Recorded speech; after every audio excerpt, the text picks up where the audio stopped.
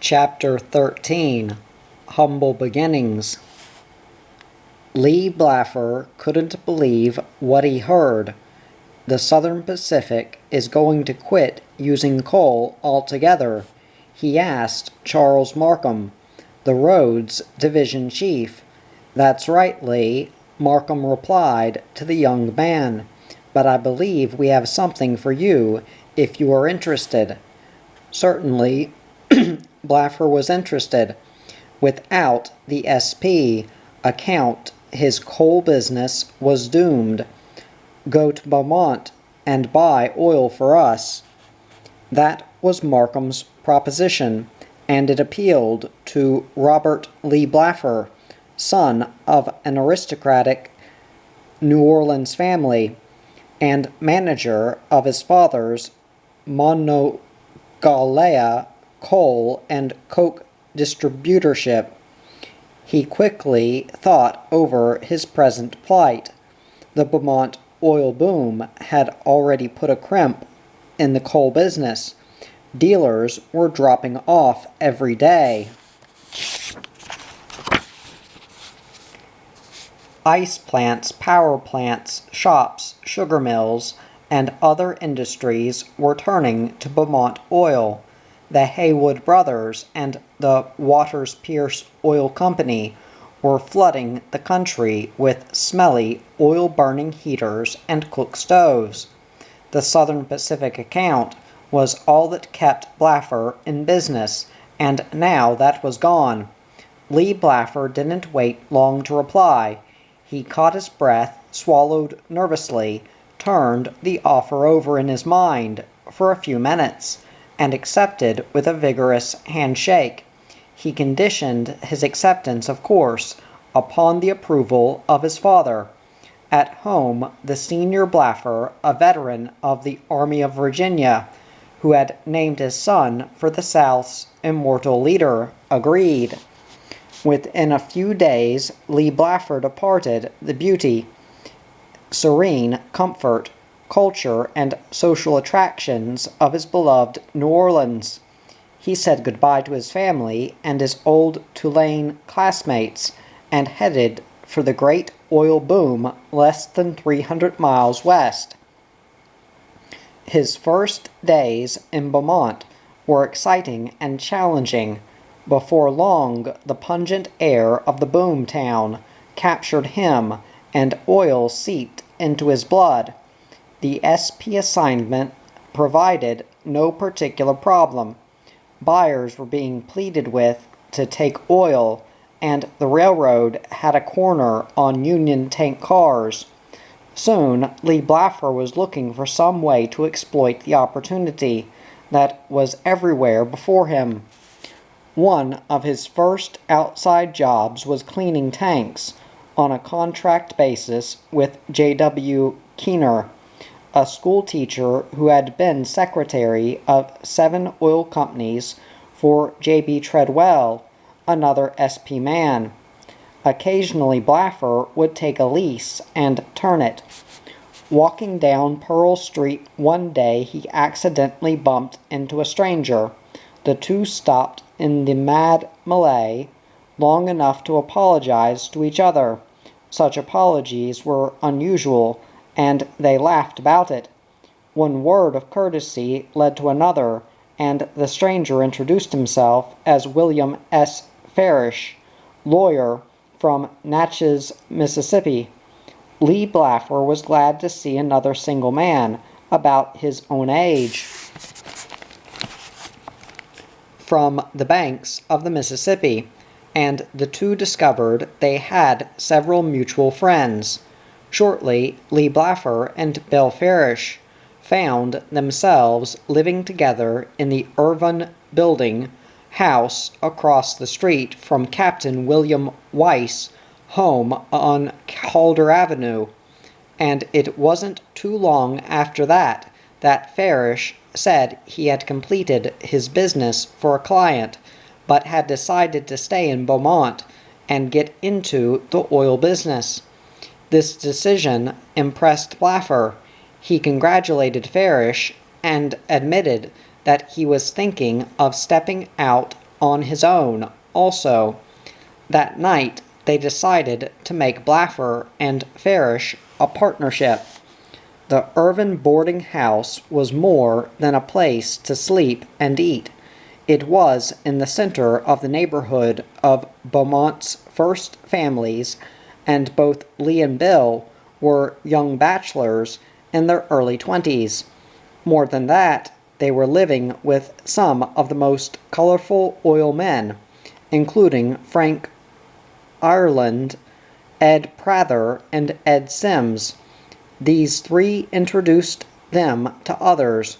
Captain Weiss, a lumberman, was also in the oil business, and he frequently dealt with the new partnership, which dwelled conveniently across the street. He liked the two young men because they took an unusual interest in his son Harry, who was in his middle teens. Through Weiss, also Blaffer and Farish met L.A. Carleton, known to the youngsters in the town as Uncle Loeb.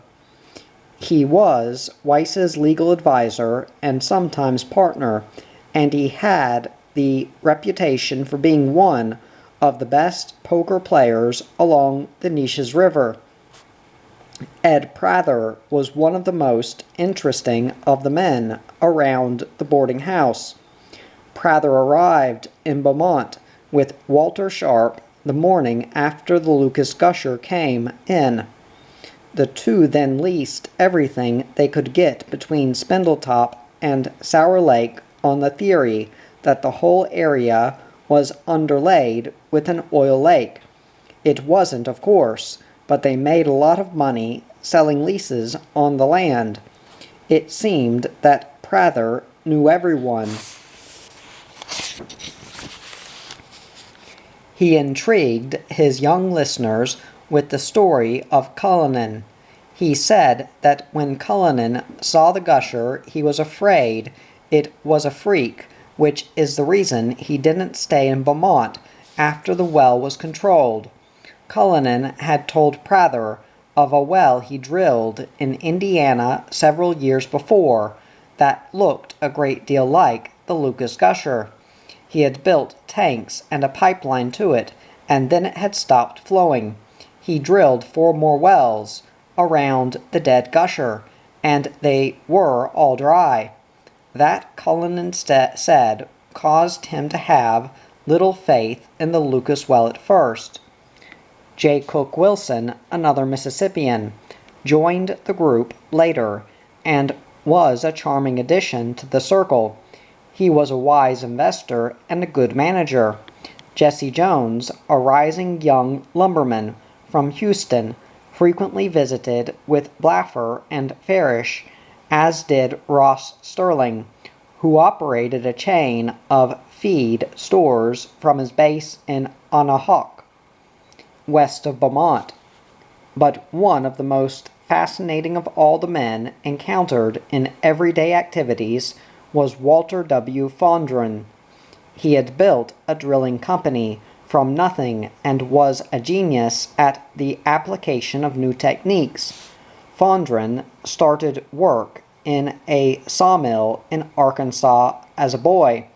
He drifted to Corsicana and learned how to operate a rotary rig when the contraption was first introduced. When Spindletop came in, Fondren happened to be drilling a water well within a few miles of Beaumont. He took a job as a driller and soon saved enough money to buy a rig of his own and start in the contract business. By the time he met Blaffer and Farish, he was fairly well established and worked with them on several deals. Probably one of the most interesting men among the boarders at Irvin House was young Holland S. Rivas, a reporter who had been sent to Beaumont to cover the boom for a St. Louis newspaper. Rivas started the Oil Investors Journal, which became the nemesis of fraud and the champion of legitimate oil men. His publication survived the years to become petroleum's most important organ, the Oil and Gas Journal. Beaumont was never short of excitement. The Hamels started a fad on the Hill by guaranteeing gushers for promotional companies. They got contracts for $10 a foot. If there was no gusher, the Hamels would take the drill site and whatever type of well they found as pay. D.O. Lively, who had a significant name, promoted a well east of the flats and across the T&N.O. tracks for a deep test. The land was Federal Crude Oils, and the equipment was Buffalo Oil Company's, which had adjacent acreage. At 2,039 feet, Lively reported the same sands he found on the hill at 730 feet. His equipment was good for another 100 or so feet, but he was forced to abandon the hole. Had he been able to continue another 300 feet, Spindletop would not have had to wait 24 years for a second boom. Frequently, there was discussion of how unfortunate it had been that J.A. Palmas had not joined forces with Batillo Higgins. Palmas had gone to Beaumont in 1898 to represent the Forward Reduction Company. C.B. Forward had invented a process for making lubricating oil out of waste oil. Standard had a $50,000 offer for such a process, but Forward had refused that and also a final offer of $150,000. Cleveland interest backed him, and he sent Palmas south to look for oil along the Gulf. Beaumonters steered Palmas away from Higgins, telling him the man was obsessed with wild visionary ideas. Palmas had then gone into other parts of the county to look for oil with no success. By late 1901, Charles Markham, Blaffer's old coal client from New Orleans, had succumbed to the oil business and was with Guffey. The Guffey Company had sent Shivers up the Standard Oil Company's back with the announcement that a process for producing illuminating oil from Spindletop crude had been found in its Port Arthur refinery. The Hardy Oil Company was drilling a secret well.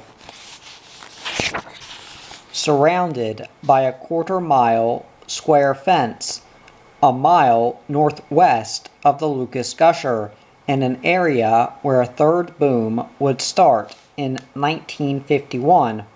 The Drillers Oil Company was suing Harry Decker to force him to take 300,000 barrels of oil at 3 cents a barrel. The suit was lost.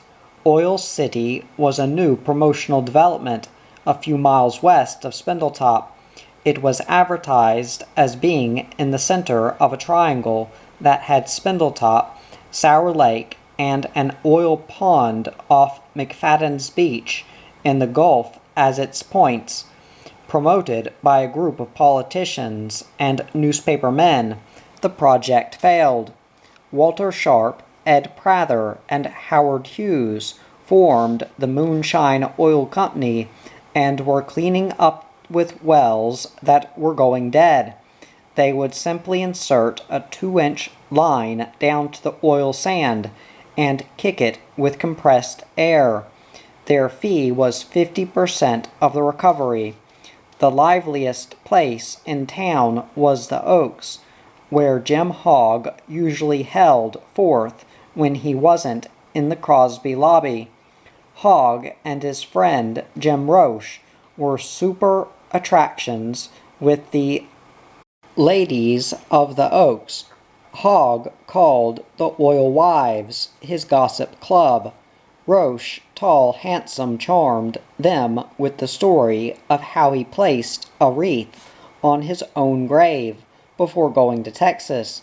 His North Dakota ranch had been raided by Indians, and several men were killed. One of them was identified as Roche, and he found out about it when he visited the cemetery where his friends were buried. He saw his own name on one of the headstones, and placed a wreath on it and departed. That was the incident that led him to Texas and a fortune. Beaumont, by mid-1902, was beginning to look like a real city. The Weiss, Gilbert, Keith, and other buildings represented the benefits of oil wealth. Wes Kyle had built a magnificent opera house that was heralded as the finest in the South. H. A. Pearlstein, the town's blacksmith, who had brought in oil where Lucas first drilled for it, planned a tremendous skyscraper of 6 stories. Jim Weed and others were building the famous Alamo block of buildings. Trolley lines had been built, and the city had more paved streets, sewage, and street lighting than any other city of its population in the country. Out in Calder, the magnificent Frank Keith Mansion was being completed as the showplace of Texas. Other oil millionaires were also lining the famous old street with large and handsome mansions. George W. Carroll, who had become Beaumont's wealthiest man by 1903, provided the town with its most hilarious episode of the year. Unrelenting in his attacks on corruption, booze, and gambling, Carroll had taken on an all-out battle against the dice tables. The police chief, who seemed to see little sin in gambling in a community that was becoming famous all over the world for its bogus stock gambling, tried to convince Carroll there was no big betting going on in Beaumont. Of course, that was ridiculous. The gambling was going as strong, if not as open as ever, in dozens of plush and plain rooms over and behind saloons. Highly polished silver dollars were stacked high on roulette, faro, poker, and dice tables. Carroll was thoroughly convinced that Hickory Tom and Jack were going strong over the Ogden Saloon. He insisted on that fancy den being stopped first, but the authorities discouraged him, and he couldn't get in to see for himself. One night he conceived a plan and related it to his friend Bunny Moore, a football great from Carroll's beloved Baylor University, a good Baptist himself, and a successful oil operator. Carroll had decided to shave off his heavy beard of some 15 years' growth, put on a fancy sports cap and one of his son's youthful suits, and gain admittance to the Ogden Gambling Emporium. The idea convulsed Moore, who said he would go along for the fun. The fact is that Moore was afraid of Carroll, a relatively slight man, might be endangering his life, and he wanted to go along to protect him. The 2 men got by the guard at the door, as anyone could do except Carroll or some other reformer. Moore shot a few rounds of dice, while Carroll watched. Finally, with all of the evidence he needed, the multimillionaire mounted a table and announced that the place was raided and everyone was under arrest. For a moment the players and housemen alike thought he was some innocuous little inebriate and started to pull him down. Then Sam, one of the waiters from the cafe below, recognized Carroll and shouted, "Lord help us if it ain't Mr. George Carroll hisself." There was a moment of stunned silence, and then out every door, window, and transom as if drawn by giant magnets. Men scurried until the place was completely emptied. For a few weeks there was little gambling in town. Jake Ennis was probably the most notorious character on Spindletop Hill. He bossed Texas Fuel Company's rugged pipeliners before getting into the oil play himself. He was a powerful man and as rough as anyone in Beaumont. Ennis made 2 fortunes and lost both of them. He was one of the Boom's fabulous characters. One of his stunts was to bet all comers that he could drive from Johnny Callahan's Hamilton Hotel bar to Spindletop in 15 minutes, rain or shine. He would hitch a team of ponies to a buckboard, strip the horses down to collar and traces, and take off like a jet plane.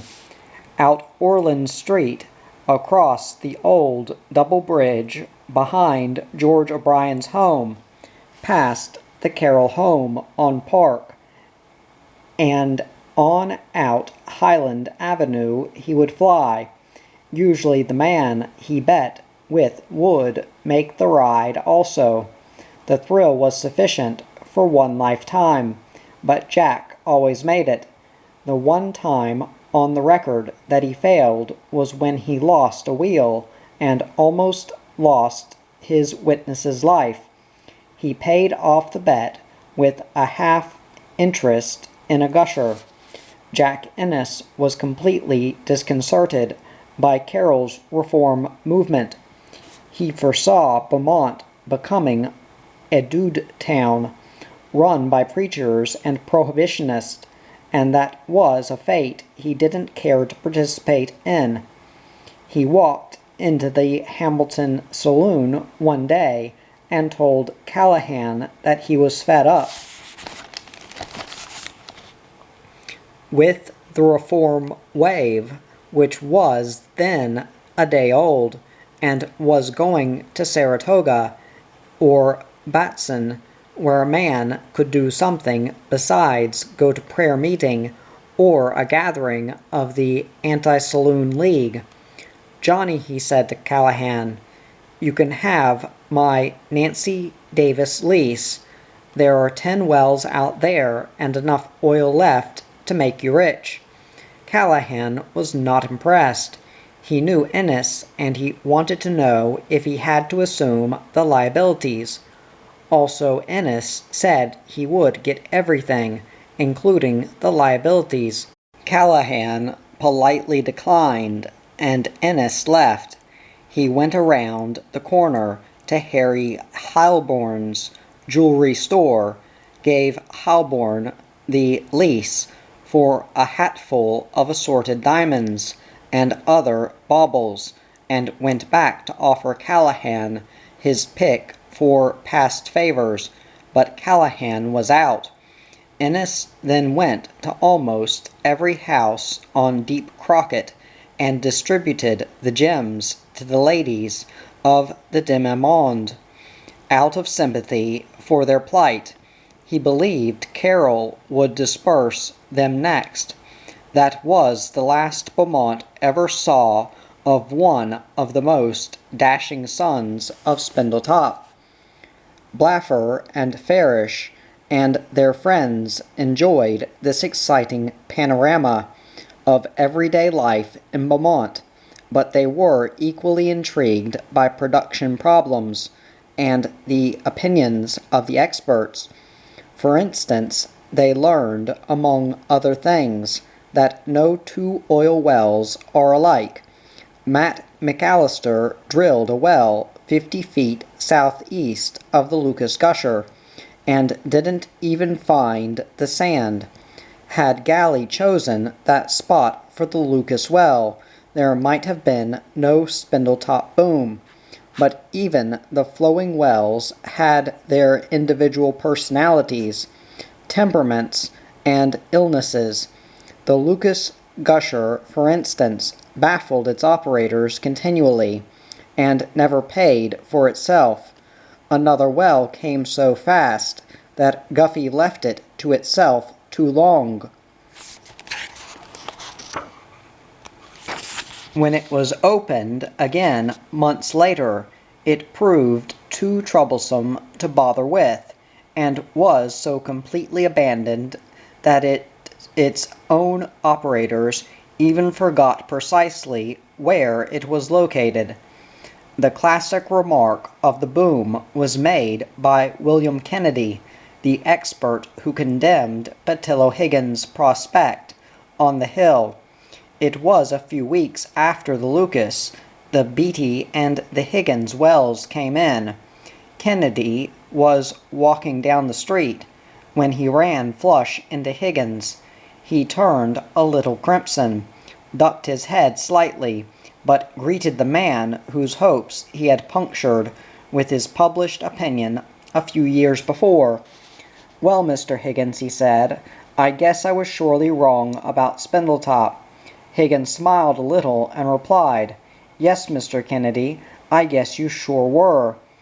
What Higgins didn't know was that Kennedy was in town as an expert for the United States Geological Survey, with the title of Reviewer for the Field. Not only that, but he was working for C. Willard Hayes, the man who had condemned the same prospect for Lucas.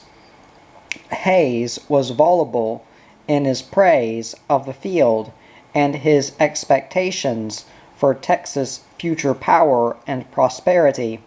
He immediately proclaimed the supply of oil inexhaustible, a completely different tune from the one he sang for Lucas less than a year before. David Day of the USGS didn't exactly take credit for the development, but he didn't use as much authority as he might have in suppressing a release from his Washington office that gave him more credit than he was entitled to. Day did say that the surface had only been scratched, but even then he was echoing the words of Petillo Higgins and Captain Lucas. C.Z. Cara Christie, CEEM, became somewhat of a self-appointed authority among the ranks of the non-government experts, and claimed to have advised European clients to drill on the Texas coast years before. He said his clients took the matter up with standard experts and were discouraged. Cara Christie also boldly accused the USGS of being controlled by Standard. In 1902, Cara Christie took issue with Lee Hager, an oil man of considerable stature, who had estimated the ultimate Spindletop production at 26 million barrels. At 20 cents a barrel, that would mean less than $6 million. Cara Christie called that ridiculous in the face of the fact that some $80 million had already been invested in the field. He said a better estimate would be 10 million barrels a month for several years. Both were wrong. The first boom produced and sold some 50 million barrels, which was far short of paying off the investment, even at 50 cents a barrel, which might have been the ultimate average price. In the first 2 years of production, more oil was burned every day in Taylor's Bayou than was disposed of at any price. There is no way of estimating how much was lost in other ways. Once there was an announcement that Guffey would drill a chain of wells every mile from Beaumont to Brownsville, and possibly on into Mexico. That didn't happen, but within a period of 30 years, there was proof that it would have been profitable. T.C. Stribling, who quit one test on the banks of the Neches because of mosquitoes and became wealthy through the sale of a whale to General Crude Oil Company a few days before the gusher was dead. added to the nervous tension of Beaumont skeptics and the superstitious with an interview in the Houston Post.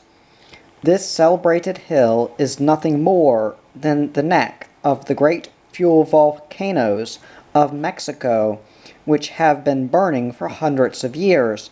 Some of these days there will be the greatest volcanic eruption at Spindletop that the world ever saw. The gas that supplies the pressure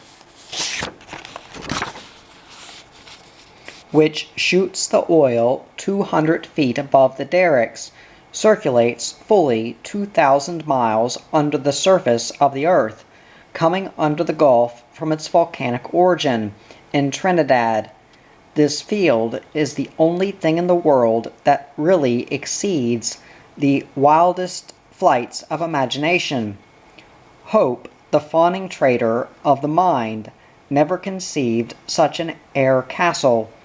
Jim Swain, the energetic partner of Jim Hogg, Campbell and others, was chided by the Beaumont Journal for appropriating the DeLong Hook and I Company's slogan.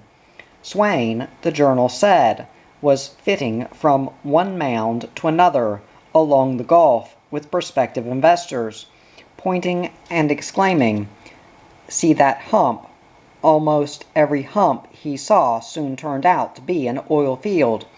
On almost every one of them a graveyard was located because, in most cases, it was the only high ground for miles around.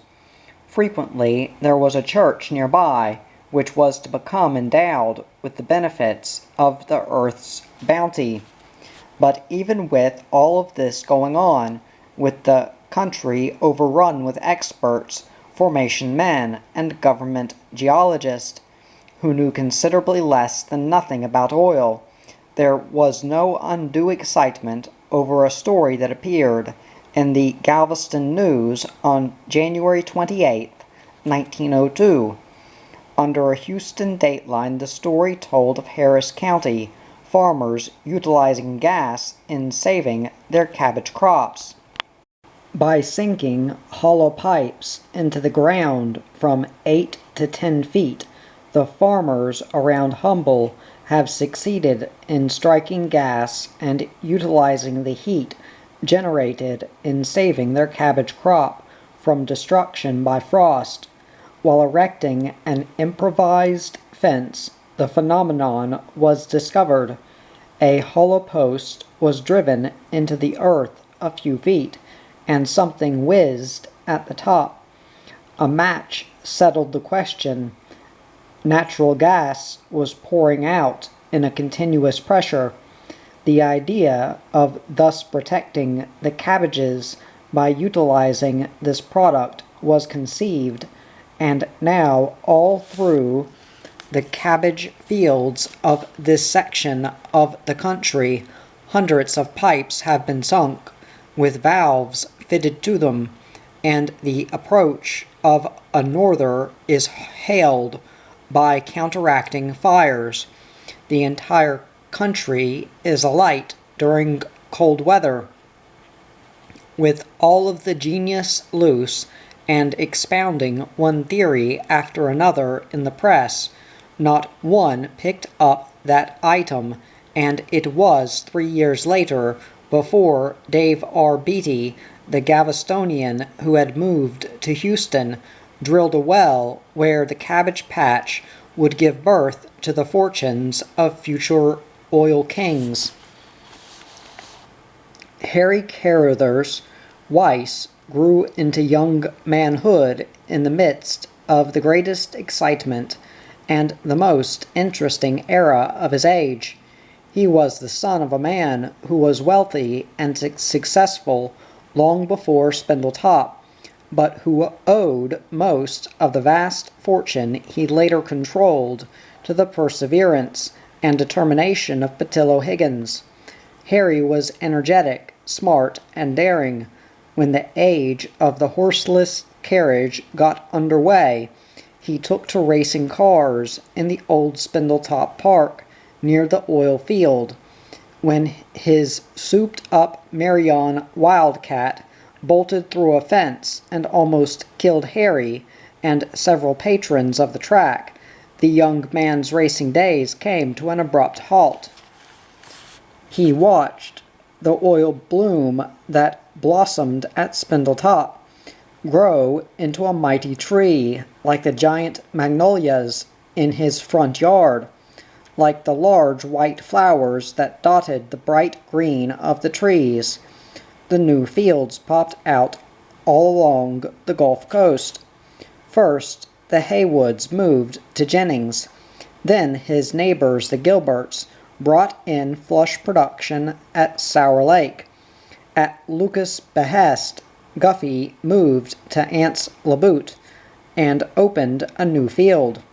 Welch in Louisiana and the wild, untamed Saratoga country west of Sour Lake followed. Then came discoveries at Botson, Humble, and North Dayton, all by 1905. That was about the time Harry went off to Princeton. When he returned, the march of the Salt Domes was continuing. Goose Creek, Edgerly, Vinton, and Orange were the next in line. The Great Davis Hill, the highest salt dome structure in the Gulf Coast country, rising 170 feet above the surrounding plains, and Damon Mound, the second highest, which punched the surface of the earth up 80 feet above the level prairie, had been explored, but had failed to produce. High Island, Bryan Mound, the Big Hills, in both Jefferson and Matagorda counties, and Patillo-Higgins' promising prospects at Barber's Hill, Pierce Junction, and Hockley were still stubbornly resisting successful exploration. Even before he left for college, however, Harry Weiss had heard the lore of Sour Lake, Saratoga, and Botson. Botson and Saratoga, nestled in the heart of the Big Thicket, were the roughest and bloodiest oil boom towns in history. Howard Hughes was closely associated with Walter Sharp, himself an inventive genius and a mechanical wizard, and Ed Prather. Sharp was a practical man, as well as a genius, so he sometimes despaired of his partner Hughes. Hughes took a lease in Sour Lake, but didn't get enough time. Homer Chambers was a moving boiler, which he had purchased for $525 in Beaumont, onto the Gilbert lease. Hughes, whose lease was about to expire, had everything he needed but a boiler. He offered Chambers $3,000 for his, but to no avail. That boiler was the one used to drill the 17,000-barrel gusher that brought in the field at 716 feet. Then there was the story of Hughes needing oil for fuel for a later operation he and Sharp were drilling together.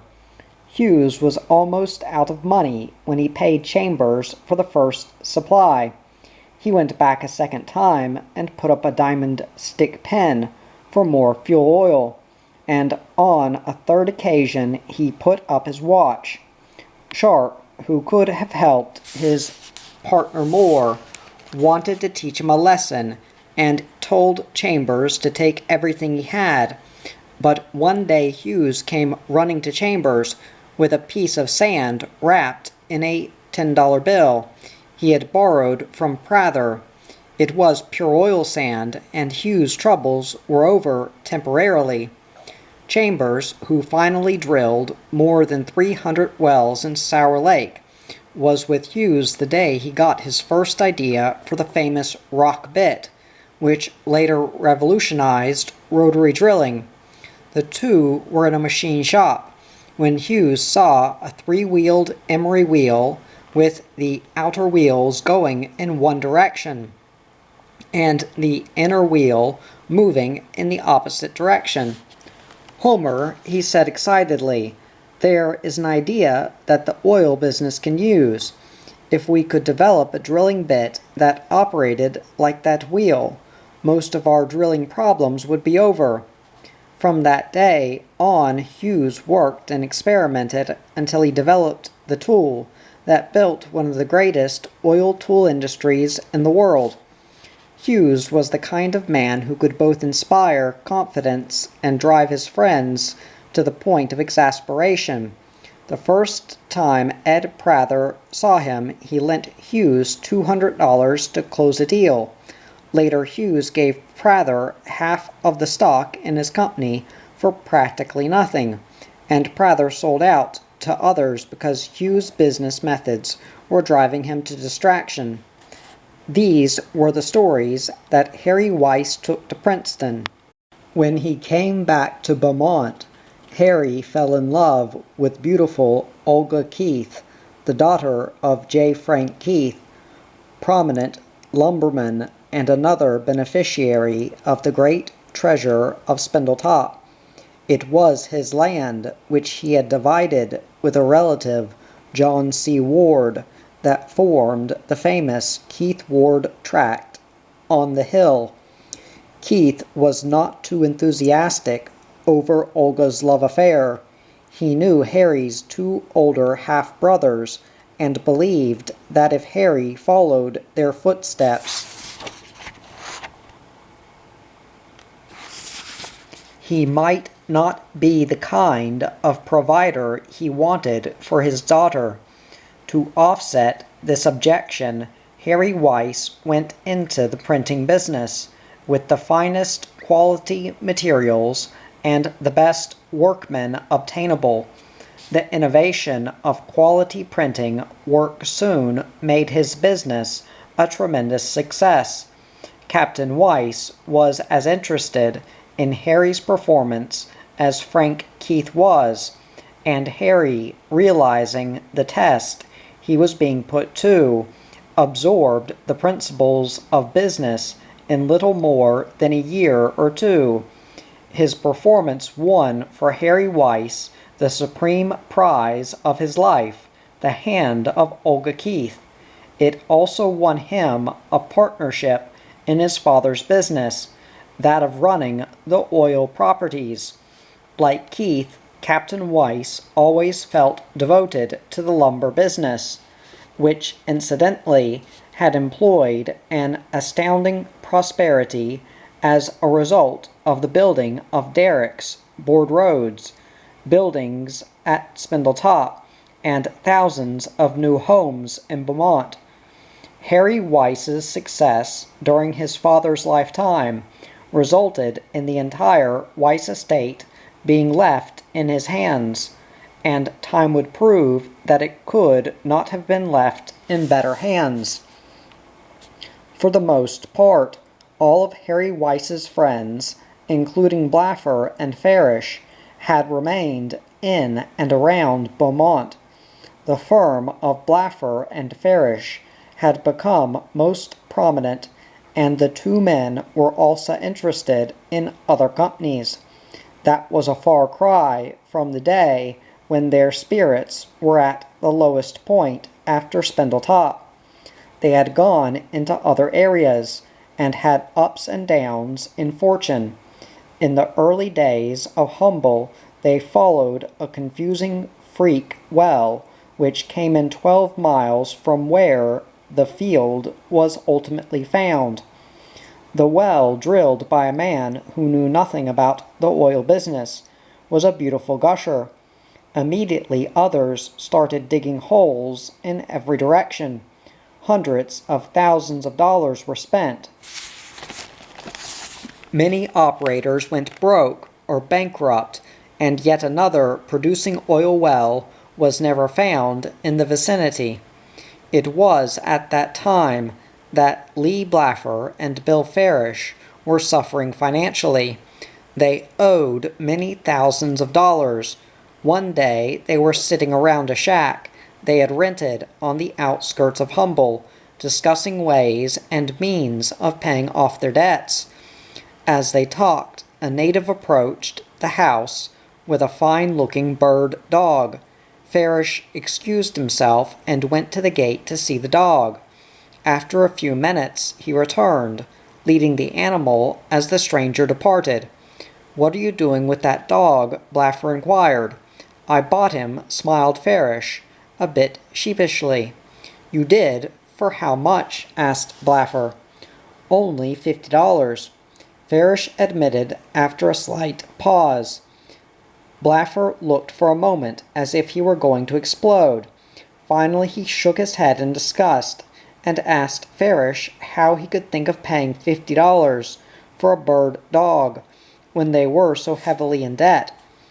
In later years, Blaffer, who was the watchdog of Humble's treasury, maintained his reputation for frugality. It even followed him into the field. His own company's geologist honored him by naming an oil sand after him. He chuckled when he read the description of the stratum's characteristics. "It is a rich, but a tight and unyielding reservoir," the report said. While the Beaumont Group was progressing and accumulating leases and oil properties in various companies, the Sterlings were moving forward. Their chain of feed stores, forerunners, in a sense, of their gasoline service stations of the future, expanded in number. Later, the family, headed by the energetic, affable, and brilliant Ross Sterling, went into the banking business. Between the two businesses, they had several unwanted oil properties wished off on them. Through those properties and others they invested in themselves. They decided to enter the oil business. In 1911 they formed the Humble Oil Company, named after the little town they had moved to and the oil field nearby, which also bore the same name of the hamlet. Starting small, the Humble Company, which itself had no direct Spindletop connection, was capitalized for $150,000. 5 years later, the capital stock was increased to $300,000. This company was the key to a great enterprise that was worked out between the Sterlings and the Beaumont Group. Neither the Humble nor the other companies alone had sufficient production to assure any large purchaser of a guaranteed supply of oil. Bill Farish had gone east to try to interest Atlantic Oil and Refining Company and others in oil, but the answer always resolved itself down to the amount he could guarantee on a steady basis. His first action on returning was to form the Independent Oil Producers Association, which helped some, but the Eastern buyers preferred doing business with a corporation instead of an association of independents. On March 1, 1917, the Humble Oil and Refining Company was formed and applied for a charter. It included the partnership of Blaffer and Farish, the Schultz Oil Company, owned by Blaffer, Farish, Prather, Carleton, and Bert Brade, the Globe and Oil Refining Company, which was owned by Blaffer and William and Steve Farish, and which was the first oil company to sell products at a service station, the partnership of Farish and Ireland, which included Bill Farish, Frank Ireland, Jesse Jones, Carleton, and Prather, W. Fondren's Drilling Company, which was regarded as the best operation of its kind in the state at the time, properties owned by J. Cook Wilson and C.B. Goddard, and important properties out of 3 companies in the Weiss estate, the Reliance, the Paraffine, and the Ardmore Oil Companies. These were most of the Independent Oil Producers Association companies. The new company was incorporated for $4 million. when the Secretary of State learned that it was the intention of the group to produce, transport, refine, purchase, and market oil. He refused to issue a charter. For 4 months, the tremendously valuable properties of the group were held together without a scratch of a pen in any kind of an agreement beyond the oral understanding between the partners. The legislature finally changed Texas laws to permit an integrated company, and the charter was issued on June 21, 1917. Ross Sterling was the first president. Farish was vice president, and Blaffer, of course, was treasurer. 2 years later, the capital stock of the company was doubled. During World War I, Farish served conspicuously on the War Service Petroleum Board under A.C. Bedford, chairman of Standard Oil of New Jersey. His work threw him into daily contact also with W.C. Teagle of the same company.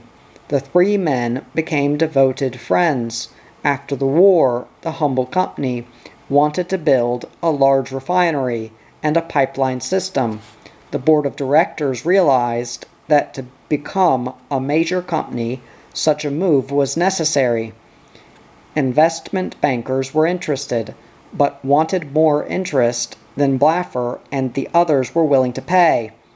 The local bankers were interested, but the amount needed was far beyond their limits. Finally, Farish was authorized to make some kind of deal with his Standard friends. After 2 very brief valuation inspections, Standard agreed to put $17 million into the company for half interest.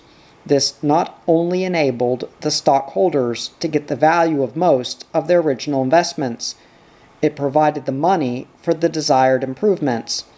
The Bonner Oil Company of Houston and the Dixie Oil Company of San Antonio were acquired as a marketing nucleus. John Bonner and Ben H. Brown came into the company. Maston Nixon preferred cash to stock for his Dixie Company.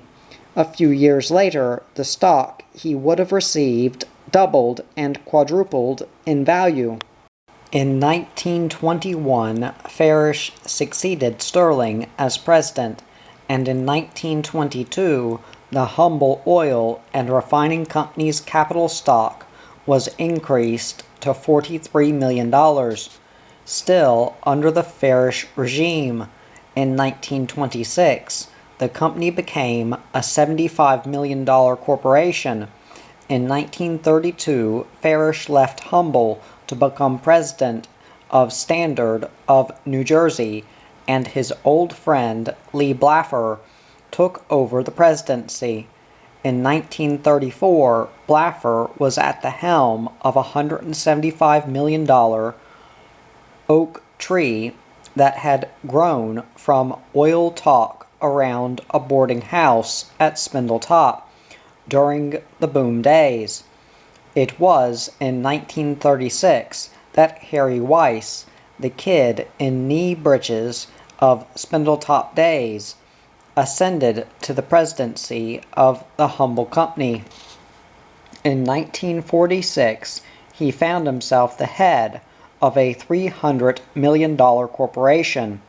From the humblest of beginnings, the greatest oil-producing company in the nation had been born with the men and ideas that came out of Spindletop.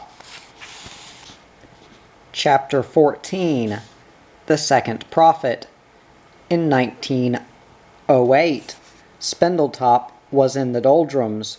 Only a few years before, a 10,000-barrel well was shut in as a nuisance, and now the whole field was flowing less than 5,000 barrels a day. The play had been taken away by other domes along the coast of Texas and Louisiana, but men were still curious about the hill, and Mars McLean had taken a small interest in a syndicate operating in the oil-soaked boggy flats. He left his business in town several times a week to watch the drill bite into the tricky sands. The promoter of the project was L.J. Benkenstein, a Yankee who had come in during the height of the boom with a load of cash he had made raffling off diamonds in the North. Benkenstein had a flair for promotion, and in that regard he was kin to McLean. They were looking for a bonanza, but had to be satisfied finally with 2 or 3 small pumping wells that tapped the shallow, thin pay sands above the Cap Rock.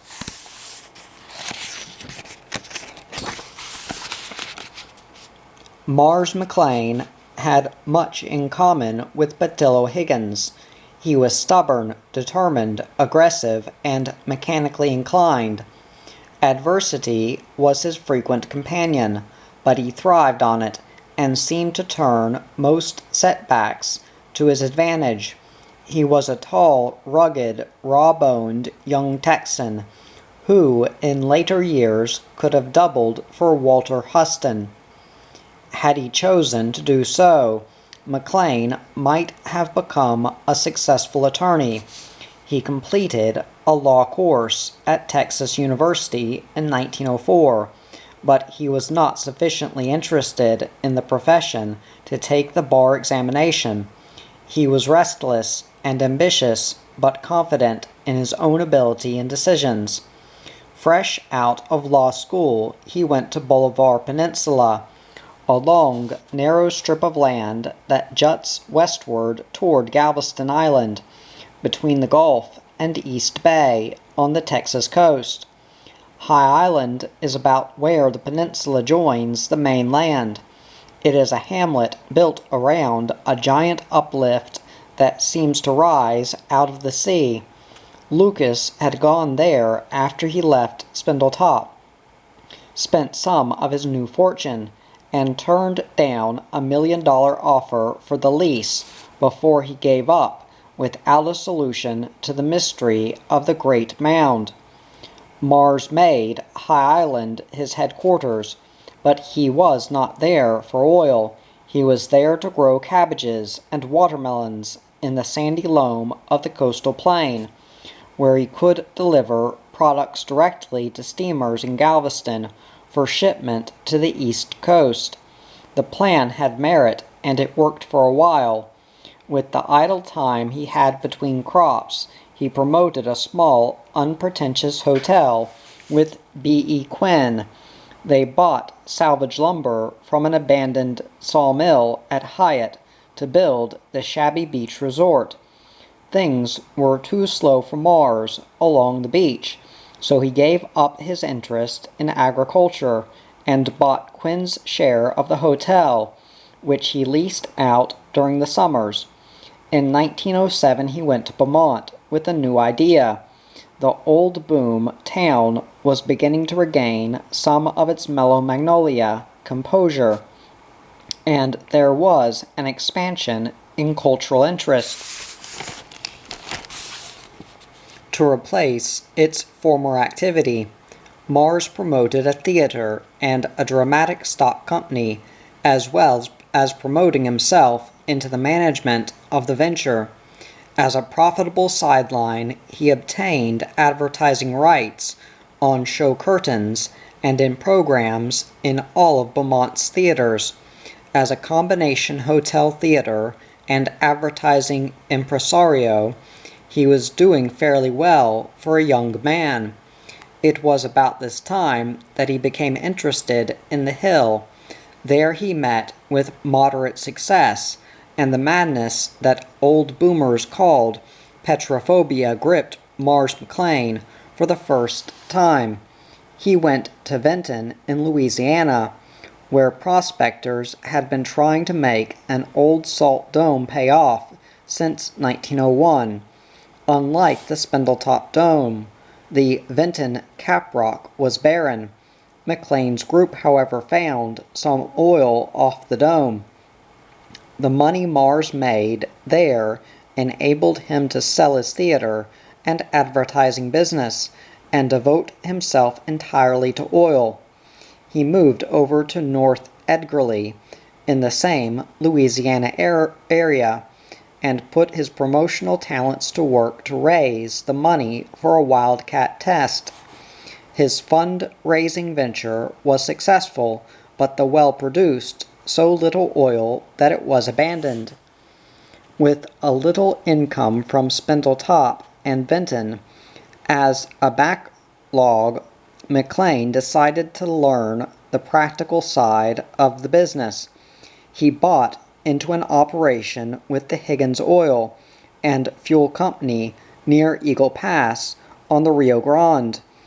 He bought the interest with the understanding that he could have a job as a combination tool dresser and junk hustler. His job was to assemble supplies, materials, fuel, and lumber, and keep the drilling tools in good shape. He cut and collected all of the mesquite wood in the desert country to fire the boilers. When he ran out of trees, he made arrangements with one of Texas' vanishing coal mines for lignite for fuel. Further opportunity to apply his natural resourcefulness and lessons in oil production methods were worth all of the time he spent on a hole that produced nothing but expense. His next venture was to raise the money for a wildcat on Mitchell Lake south of San Antonio. Again, his success at promoting money exceeded his good fortune in seeking oil. The hole was dry, but by 1913 he had learned enough about the oil business to test an idea on Vinton's Flank. For some years, men had bored into the Cap Rock, only to find trouble and expense as reward for their curiosity. Mars was convinced they had done the job wrong. He had a new plan, against the advice of Benkenstein, who urged him as a friend to refrain from throwing his money away drilling the Cap Rock on Vinton Dome. McLean went ahead. His plan was simple. He would drill to the top of the rock on the edge of the dome and set his casing. Then, instead of using mud to get returns in which he had no interest, he would drill with an open hole through the rock. It worked, and he found that an overhanging ledge of cap rock covered a fair oil sand. He used dry sawdust instead of mud to fill the cap rock crevices. The idea revolutionized practices in the field, but this wasn't the thing that was tugging at his interest, so he sold out in a deal whereby he kept an overriding royalty interest in his holdings. McLean was interested in a small producer on the southwest flank of Sour Lake Dome. Then he took a block of acreage on the north flank. A small trickle of oil came forth as his reward, but this was still not what he was seeking. By early 1915, Mars McLean had studied maps, geological reports, stratigraphic sketches of domes, and he had done a great deal of thinking. He had seen oil produced from the offsides of Sour Lake, Vinton, Hull, and Saratoga domes. In spite of Vinton's barren cap rock, oil was found on the flanks. In his mind, McLean pictured the Great Salt Column pushing itself up through the subsurface strata, over the centuries, ages, and eons. This phenomenon, he reasoned, caused an upthrust of the sands and shales, pulling them from their natural levels, and frequently out of contact with the crust that formed the cap rock. This, McLean imagined, caused the oil-bearing sands and shell to tilt at all degrees between horizontal and perpendicular, forming perfect traps for migrating water, oil, and gas. He reasoned that if the cap rock was productive, it was either because it was in contact with these offside sands, or had been fed by them in the dim ages of the past. Barren top domes were the result of contact being broken with the offside sands. Mars McLean became definitely committed to the theory, and thereafter nothing could shake his conviction. With this idea in mind, he leased and bought land at bargain prices around all of the Gulf Coast domes wherever he could find it. Then he started on a program of trying to sell his idea to major companies. All of the large operators, except the Gulf Oil Company, turned him down. Some would listen, discuss the proposition with their experts, and then shake their heads in the negative. L.P. Garrett of Gulf took some of the prospects, reserving 10% of the profits for McLean, but seldom recommending action. The others were completely adamant, but their attitude failed to budge McLean from his belief. It was the great hurricane of 1915 that destroyed the Beach Hotel and took Mars McLean back to High Island. The town was leveled, but the topographical structure stood out more prominently than ever. It was a fascinating sight, which he viewed not only in the light of his experience with oil fields, but also in the light of his newly adopted theory. He leased almost the entire hill and its periphery, and for 3 years he punched holes along the sides of the dome. The natives watched with some of the same misgivings that the old nesters of Beaumont had regarded Higgins and Lucas, but they were glad to have the free-spending oil crews in their midst. The drilling operations were terrific, and the expense was enormous. Heaving shale, gas pressures, gumbo, and all of the other miseries of Spindletop were here in multiplied abundance, but no oil.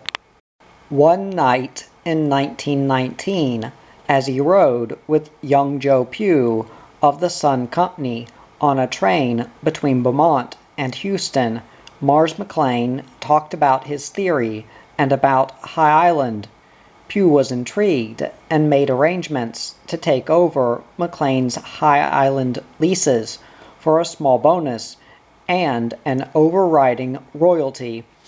Actually, McLean probably introduced the overriding royalty idea to the coast, where it is found today more than anywhere else. It means that the broker or promoter turns his leases and retains an agreed-upon royalty share of any mineral production out of the operator's 7/8 interest in the oil or gas produced. It relieves the broker of the responsibility for land taxes, rentals, or other expenses, while permitting him to retain a royalty interest for his ideas and efforts. It was 8 years and more than $2 million later that Sun, one day in 1927, turned the High Island leases back to McLean, admitting that the old hill was more than they could conquer. McLean then took over the operation again. In 1920, Mars McLean went back to Spindletop after an absence of more than 11 years. The hill had been constantly on his mind, and now he felt that he had the answer to his part of its riddle. Gulf held most of the Gladys City and McFadden acreage on all sides of the mound. Under the original Lucas leases that expired in June of 1920, the company took a parting shot with a hole on the south, The hole bottomed on salt at 1,775 feet, 300 feet south of the old Lucas Gusher. When the lease came up for renewal, the company retained only 200 acres it held on top of the hill. Everything on the flanks was turned back to the original owners, because only dry holes had been drilled on them. McLean took an interest in a test 200 feet west of the old Gladys City depot, but the hole was dry and abandoned at about 2,000 feet. Then he purchased a lease from S.G. Burnett, A.L. Kibber, John I. Pittman, and John W. Henderson, covering 100 acres that started at the tracks and extended west 9 blocks and south 5 blocks. He paid $5,000 cash, $5,000 out of a tenth of any oil produced, and a 24th overriding royalty. 30 days later, he bought the override for $1,600, paying $800 cash, and $800 in oil if produced. Around the first of the year, he staked a location in Gladys City Square No. 12, one of Patillo Higgins' designated industrial tracts. When McLean went out to the field to supervise the construction of the derrick, he found that the haulers had erroneously offloaded the lumber and machinery at a spot directly between lots 100 and 101. At first, he ordered the materials moved, but when he was informed it would take several days and more money to get the location set up 300 feet east, he decided that the location was a matter of sheer guesswork anyway and let the materials remain. The well was spudded there. After drilling down more than 3,700 feet and finding no evidence of oil, the derrick, stacked full of drill pipe, was hit by another coastal hurricane and completely demolished. That ended the test. The pipe was a bent and twisted mass of junk. All he had for his efforts was a sample of drill cuttings of sand, with an oil smell. Future events, however, would prove two facts. First, that McLean would have never found oil where he was drilling, and second, that he would have found it at around 2,500 feet where he first intended to drill, but that is another story. This failure, assisted by the elements, did not weaken McLean's faith. He stretched his resources and credit to lease every Spindletop flank acre he could get. His idea was to control enough acreage to get anyone else from being interested.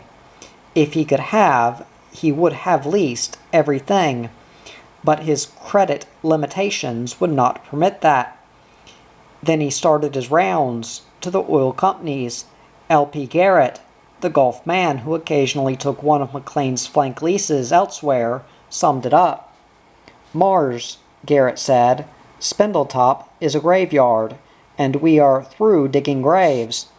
Mars McLean went over his theory, day after day, with one executive after another, showing each the oil sand.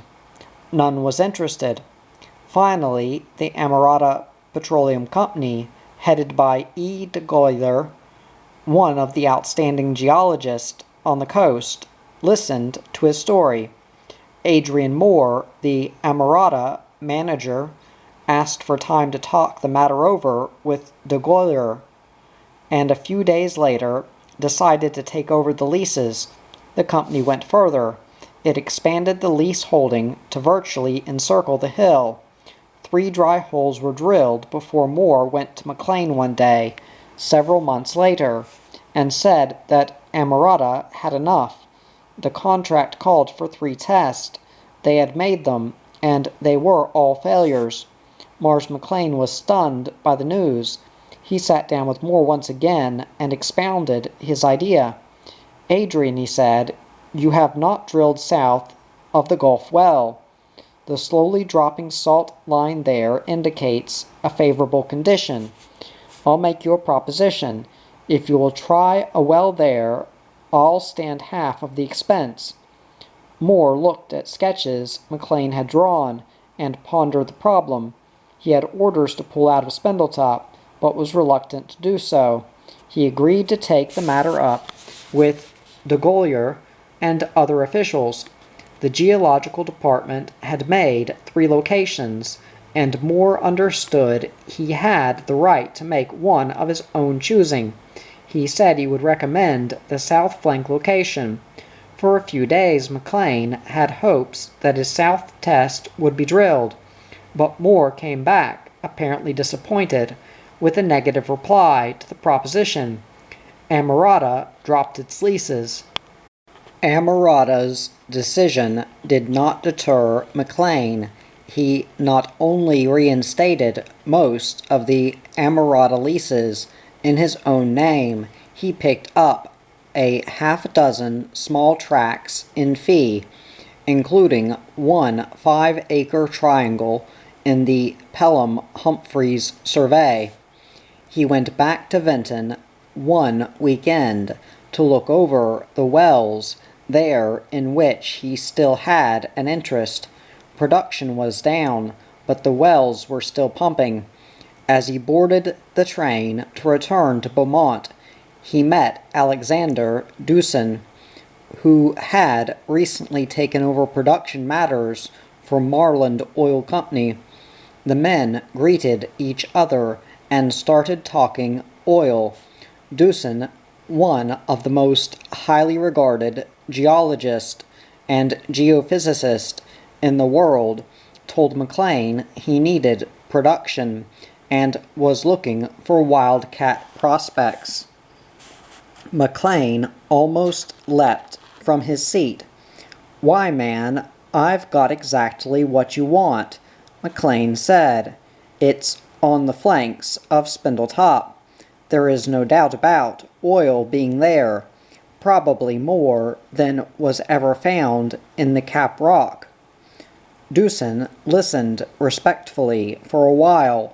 Then, as if overcoming a temptation, he declined. In spite of the fact that 2 of the most eminent geologists and geophysicists in the petroleum industry had condemned his prospect by implication, one by abandoning his leases and the other by declining them, McLean's faith remained as firm as ever. Possibly he didn't realize that Higgins had received the same treatment from Kennedy, and Lucas had heard his prospect condemned by Hayes and Payne.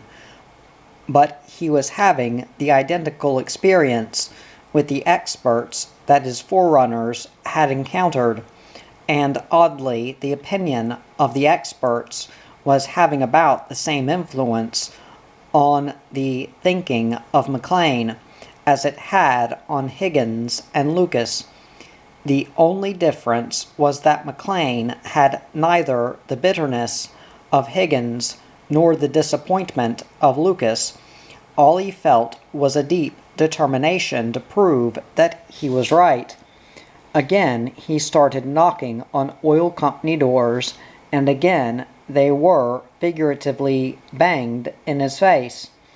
Like Higgins, he was becoming known as a nuisance about the hill. He was forced to the decision to drill the prospect himself. McLean's finances might enable him to drill a well on his own, but it would mean risking every dollar he had. Yet when he decided that that was his only course of action, he prepared to stake a location.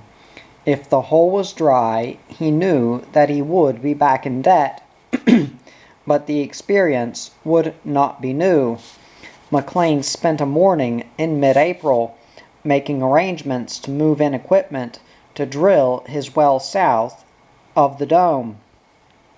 At noon, he decided to walk home for lunch.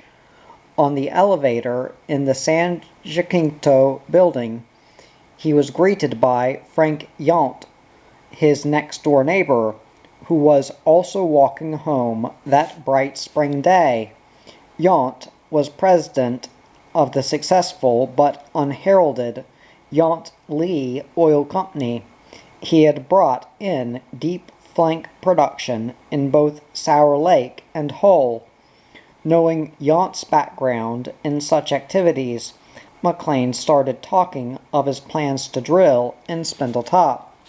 Yount listened eagerly to McLean and plied him with questions. The routine promotional sales talk he had given every major oil company, landman, and geologist in Texas flowed freely from McLean's lips, all the way to his front gate on Calder Avenue, where the men stopped for a few minutes. Frank Yount learned that McLean was going to drill for oil himself as a last resort, and that he had pleaded with at least a half-dozen others to take over his leases. "That is very interesting," Yount said, as he excused himself in departing. "I hope you have good luck." It was early in the afternoon that Yount came into McLean's office. "Mars," he said, "I was wondering why you had not offered your Spindletop leases to me." McLean was startled by the approach. He was without an answer. Here was his next-door neighbor who had offices in the same building, and it had never occurred to him that Yount would be interested. He had spent more than 2 years talking and drawing sketches and flattening maps out before big company executives, but he had never approached the one man closest to him, and the one man in the country who had been successful in plank production. Was it possible that the help he sought could have been one house away or one floor above all of that time? "Why, Frank," McLean said, "I really don't know. I guess I thought it would take a major company to handle this deal. Would you be interested?" "I certainly might be under the right conditions," Yount said. "Well, man, I'll make the conditions right. If the leases need revamping, or if you want me to help fill in some of the blank spaces, besides the few acres I own myself in the circle around the dome, I'll do it," McLean said, still in a state of considerable surprise. "There's only one condition, however, and that is your promise that you will drill your first well south of Gulf's abandoned hole on the McFadden tract, and if that fails, to move out some 300 feet and drill a second well. I promise you that if the first doesn't hit, the second one will." Yount said he would do that. The two men spent the next 2 weeks clearing up details. McLean's leases were assigned to the Yount Lee Company on May 11th. McLean was given a 3% overriding royalty interest in all of the Gladys City and McFadden leases. The second prophet, unlike the first, sought his help abroad and then found it at home. Chapter 15. Master of the Mound. By 1925, Spindletop was like a desolate and decaying battleground around the old log cabin saloon. A few houses and run-down stores were standing in the Gladys City area.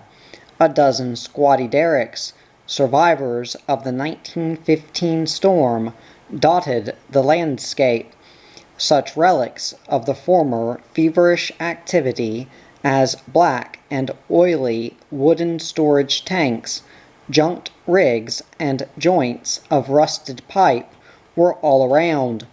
There was the overwhelming odor of sulfur gas and waste oil, and the creaking, grinding noise of pump jacks and sucker rods as they siphoned off the last remnants of oil from the honeycombs of the old cap rock. The storm that the boom swept up had moved on to other salt domes. Virtually forgotten were the exciting days of less than a quarter century before. Because of this hill, a new age had been born. Automobiles were commonplace. The airplane was coming into general use. Highways connected every village, hamlet, town, and city, and most farmers were within T-model driving range of their markets and sources of supply. Factories and plants, born of Beaumont oil, were humming out a new symphony of mass production. Yet on this scarred old hill, grass was beginning to grow where excursionists once milled. Men worked, fought, and died. Fortunes were made and lost, and holes were punched down like perforations in the top of a giant salt shaker. Old Spindletop was said to have petered out and to be on its last legs. The only hope was that voiced by an occasional veteran manning the pumps and gauges of marginal wells still producing.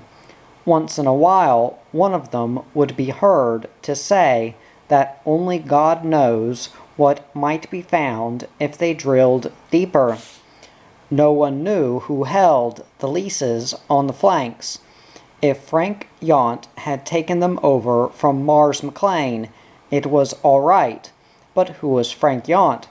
Was he another misdirected wildcatter who would pour money down a rat hole to get a dose of salt water, a puff of gas, or a gurgle of oil too weak to hold back the quicksand that choked up the ephemeral wells on the flanks?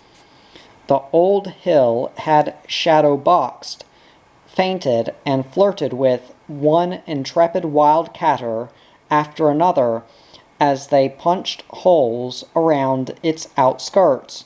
Every now and then another would come along with new hope and a new idea to probe until he lost his last earthly dollar.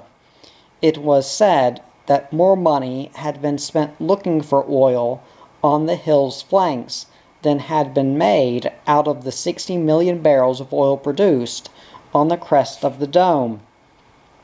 When things slowed down anywhere else, the magnet seemed to pull the sons of the hill back to its unfathomed flanks, for the treasure they thought was there. Lucas and Higgins both said it was there, and so did John Galley. The old masters knew something, so men kept returning, and just as frequently they went broke.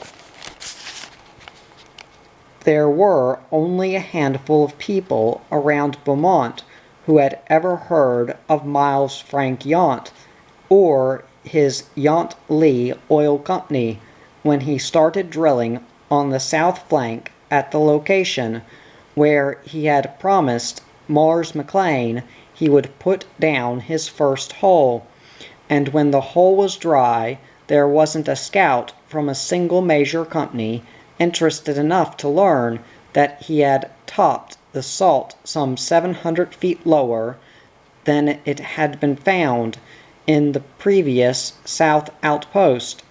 The only surprise was the one his partners got when this man, almost as inscrutable as the hill he was destined to master, told them that finding oil on the flanks was now assured. By a dry hole, they asked themselves. It wasn't easy to understand Frank Yount, but those he had led to wealth beyond their dreams in the last 10 years were willing to believe him.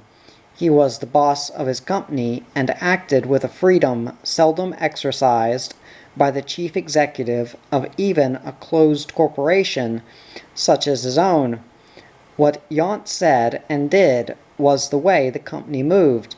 He was surrounded by balanced wheels, but he steered a free course, and a daring one.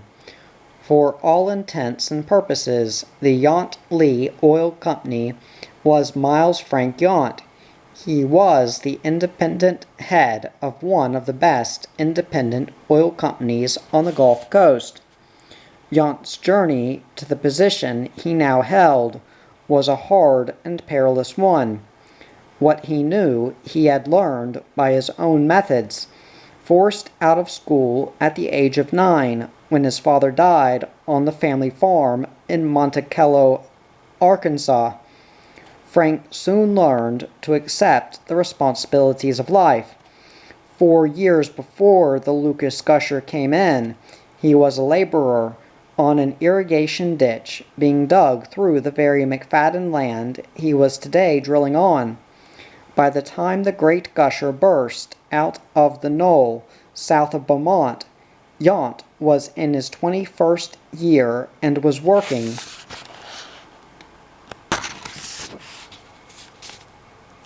in the rice fields as a contract thresher and harvester.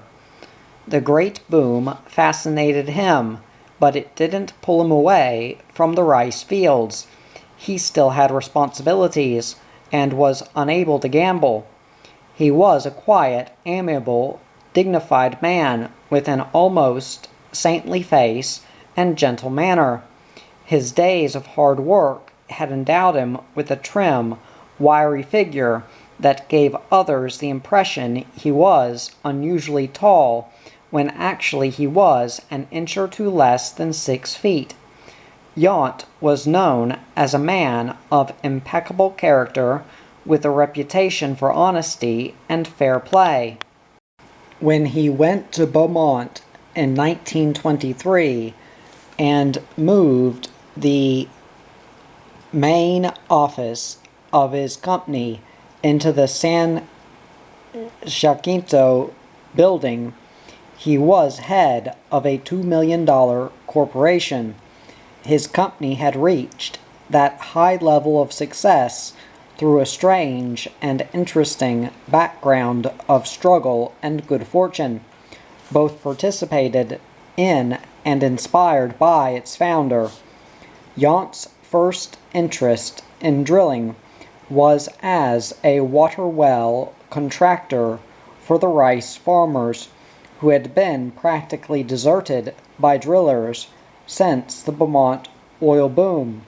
He became highly proficient and then succumbed to the siren call of Black Gold himself. His early oil days were spent around Sour Lake, where he made solid and lasting friends and very little money. One of these friends was Peter Cannon, a one-time itinerant Irish peddler who made a modest fortune in the Sour Lake boom.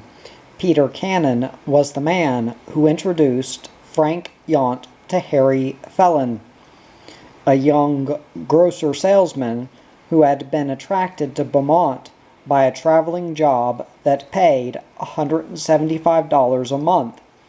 Sour Lake was on Phelan's route of small towns around Beaumont. There he and Yount lunched together almost every week and became fast friends. The first Yount Oil Company was chartered on February 13, 1909, with a capital stock of $6,000. Peter Cannon was the president, but Yount ran the company as vice president and manager. Phelan was the secretary and treasurer. The company came about as a result of a luncheon conversation between Yount and Phelan. The stockholders met every week in Sour Lake at Belknap's boarding house or under a shade tree outside on the street. The occasions for the meeting were Felon's regular weekly calls to the town. Felon would bring his books, and the subjects discussed included drilling, leasing, buying, selling, and dividends. There was never any way Yount could get his partners stirred to action, so the company was liquidated in 1910, but not before several significant things had happened. The company's first well was sold to Lynn Gilbert, son of John Gilbert, and the Higgins Oil Company. Yount tried to get his partners to buy a small tract at Sour Lake, but when Felon and Cannon learned that the land was surrounded by Texas Company dry holes and that Yount was being influenced by a hunch, they turned him down. Yount said he did not believe the Texas Company wells were dry, but that he would later prove to his associates that the land would produce. Then the first Yount Oil Company led its manager to Spindletop. There he leased a single acre on the Dome from a Negro former waiter who got it as a tip from a departing boomer who wanted some good to come out of his misspent efforts. Yount drilled 2 wells on the tract.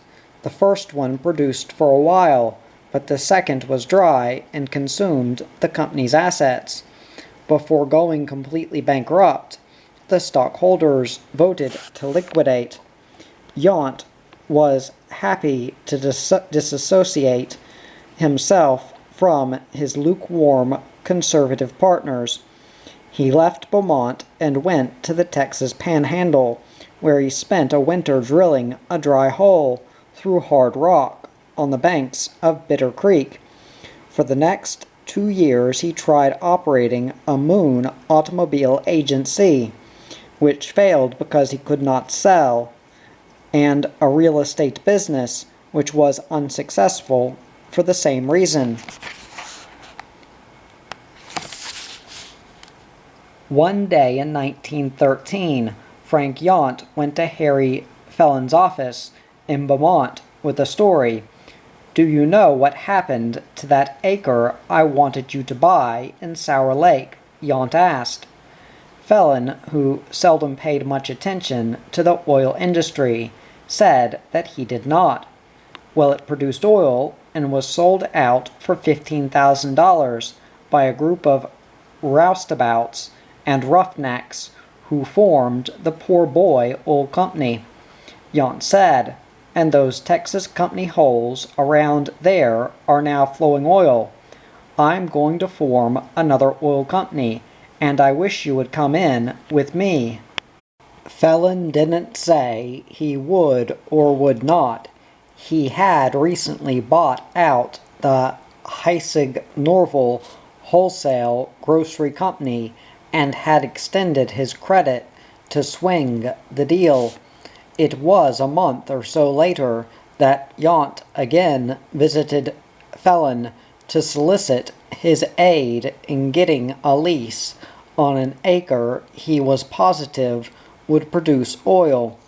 The key to the lease was Joe Hebert, Felon's friend and fellow churchman, and Yount said that Felon could offer Hebert a chance to come into the company if he would help.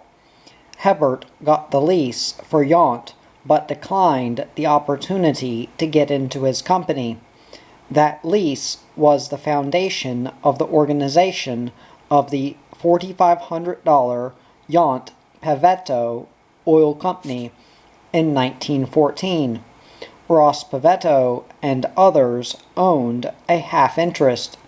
Yount had the other half, but he had made provision for Felon. It was sometime in January of 1915 that Yount again went to Felon and asked for $750. Felon, still financially cramped by his new company, was not only puzzled but slightly embarrassed by the request. He asked what the money was to be used for. "Why, Harry, it's for your stock in my company," Yount explained. "You see, I bought half of the stock myself, and reserved a sixth for you and a third for myself. Now that we have hit oil on that lease you helped me get, I thought you would like to have your interest. Of course, I will have to have my $750 back," he smiled.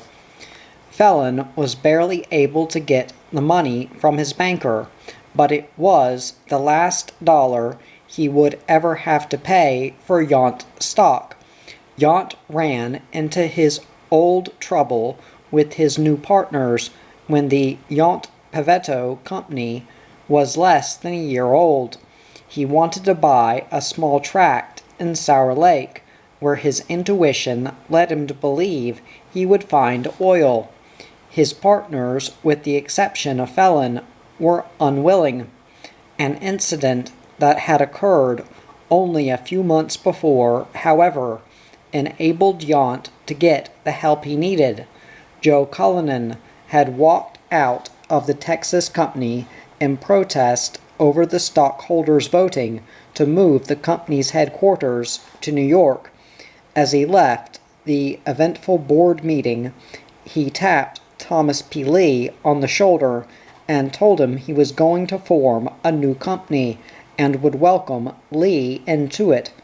Within a few weeks, Lee and E.F. Woodward, the Texas company's formation man, joined Cullinan in the Farmers Oil Company, which would later become the producing unit of the American Republic's company under the name of the Republic Oil Company. When Tom Lee left, he expected his brother, William E. Lee, to take his place as head of Texas Company's Sour Lake Production Division. The fact that another man was put on the job indicated to the Lee brothers that the company resented Tom's leaving and that Bill could not expect much future advancement. "Stay on the job and look for something of your own," Tom told Bill. "If you find it, call me, and I'll help you get away from the Texas company." When Yount's partners refused to back him in the Sour Lake lease he wanted, he approached Bill Lee on going in with him on it. Bill called his brother in Houston, and Tom came to Sour Lake with Woodward to look into the matter. It was then that Yount talked Tom Lee into buying out his partners, with the exception of Phelan. He said $25,000 would take out the partners and leave enough money for the lease and a well. Lee bought the half interest. He offered Woodward part of that, and Woodward said he would like to have it, but that he did not have the money at the moment. Lee agreed to take a block of Texas company stock Woodward had as collateral for $12,500 for half interest. Then, in order to get Bill away from the Texas company, Tom Lee gave his brother a third of his own stock. The other third he gave to his daughter and son-in-law, Talef Rothwell, an oil field worker who had started out as a mule skinner. The stock was put in Rothwell's name, and the company changed its name to the Yount Rothwell Company. Neither Tom Lee nor Woodward had much time to devote to the new company, so Rothwell and Bill Lee assumed responsibility for their interest. Yount bought his leases on the Lynn and Blaffer and Farish land and hit as he expected to. The first stock dividend from the leases paid for all stock Lee and Woodward purchased. Woodward was never required to put a cent of cash into the company.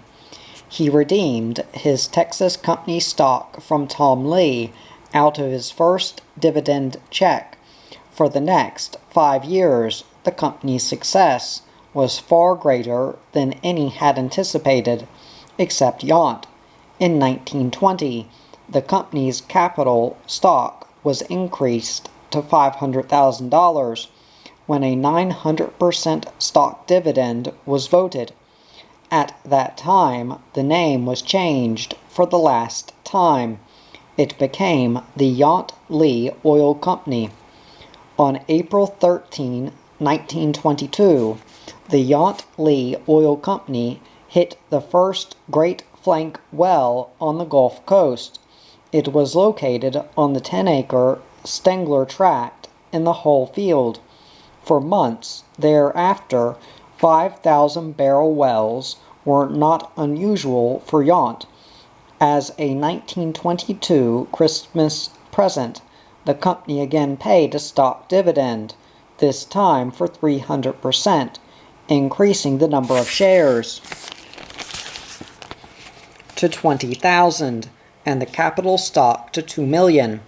The amazing fact at that point was that the stock felon had borrowed the $750 to purchase was now valued at more than $330,000, and of course he had received dividends all along. It was November 13, 1925. There was something about the 13th day of the month that seemed to bring significant events to Miles Frank Yount. He wasn't a superstitious man, although he did play hunches to the utmost, and he staked oil locations with uncanny determination, always insisting that they not be moved an inch for any reason. Today Frank Yount had one of his strongest hunches. He had organized his company on February 13, 1909, and he had hit his first great producer at Hull on April 13, 1922. Maybe this November 13th would be his day of days. He studied his morning report from Johnny Hatcher, his drilling superintendent. The McFadden No. 2 was bottomed at 2,518 feet. Screen had been set in 63 feet of oil sand between 2450 and 2515 feet. If that evening's flow test was successful, he would have accomplished something that men had been trying to do for more than 25 years. Harry Phelan, his right-hand man, who had now moved permanently into the company, Frank Thomas, who had joined him from a railway clerk job in Sour Lake in 1915, and W. McClendon, his accountant, who had been with him for several years, Judge Beeman Strong, former member of the State's Commission of Appeals, who had been lent 2 months before by T.P. Lee from the American Republic's office, and Dad Kellum, Yount's oldest crony and field supervisor at Sour Lake, were all there to accept an invitation to the well that evening. Yount told them in his quietly optimistic manner that he believed they would enjoy the party. Another man Yount invited out that night was Mars McLean, the man who had made it possible for him to have all of the acreage he required to justify deep drilling. Mars was there, quiet and grinning, as the test was made. He knew that this hill had the same kind of hold on Yount that it had on him. He recalled Yount's first try on the 1-acre tract, his purchase of a 6.9-acre tract in 1917 that would soon become the center of one of the most celebrated legal battles in the history of Texas jurisprudence. His statement that someday he would find the oil on Spindletop's flanks, and most of all, his satisfaction and relief when the leases were signed. The test that evening was successful. It definitely confirmed everything both Yount and McLean had believed. Johnny Hatcher was ordered to put the well on production as soon as possible. Hatcher said he would have it flowing the next day, unless trouble showed up. Gulf, Amarada, and others had made such tests, and it was believed advisable to have the oil flowing into the tanks before making an announcement. Yount was not worried. He knew that no others had ever before had the same showing he had in this well, which was located a little more than a quarter of a mile southeast of the Lucas Gusher site. Still, there was no great excitement around Beaumont. In fact, there was little information about the well among the local oil men. Here was an event that had been looked forward to for a quarter of a century, yet few Beaumonters knew or cared any more about Yount's well than the generation before had about Lucas' well, until the day it came in.